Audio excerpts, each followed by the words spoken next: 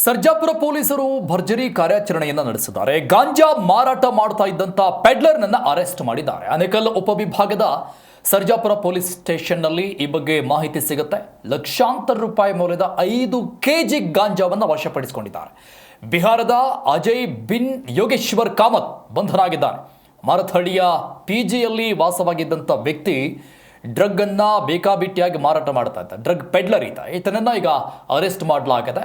ಈ ಸಂದರ್ಭದಲ್ಲಿ ಬರೋಬ್ಬರಿ 5 ಕೆಜಿ ಗಾಂಜಾ, ಲಕ್ಷಾಂತರ ರೂಪಾಯಿ ಮೌಲ್ಯದ 5 ಕೆಜಿ ಗಾಂಜಾ ವಶಪಡಿಸಿಕೊಂಡಿದ್ದಾರೆ. ಆತನ ಫೋಟೋ ಗಮನಿಸ್ತಾ ಇದ್ದೀವಿ. ಈತನೇ ಗಾಂಜಾ ಪೆಡ್ಲರ್ ಆಗಿ ಓಡಾಡ್ತಾ ಇದ್ದ. ಈತನ ಬಗ್ಗೆ ಖಚಿತ ಮಾಹಿತಿ ಸಿಗ್ತಾ ಇದ್ದಂಗೆ ಈತನ ಬೆನ್ನು ಬಿದ್ದ ಪೊಲೀಸ್ ಅಧಿಕಾರಿಗಳು ಕೊನೆಗೂ ಆತನ ಹೆಡೆಮುರಿ ಕಟ್ಟುವಲ್ಲಿ ಯಶಸ್ವಿಯಾಗಿದ್ದಾರೆ. ಈತನ ಬಳಿ ಇದ್ದಂಥ 5 ಕೆಜಿ ಗಾಂಜಾ ವಶಪಡಿಸಿಕೊಂಡಿದ್ದಾರೆ. ಜಪ್ತಿ ಮಾಡಿದಂಥದ್ದು ಲಕ್ಷಾಂತರ ರೂಪಾಯಿ ಬೆಲೆ ಬಾಳ್ತಾ ಇದೆ ಆ ಗಾಂಜಾ.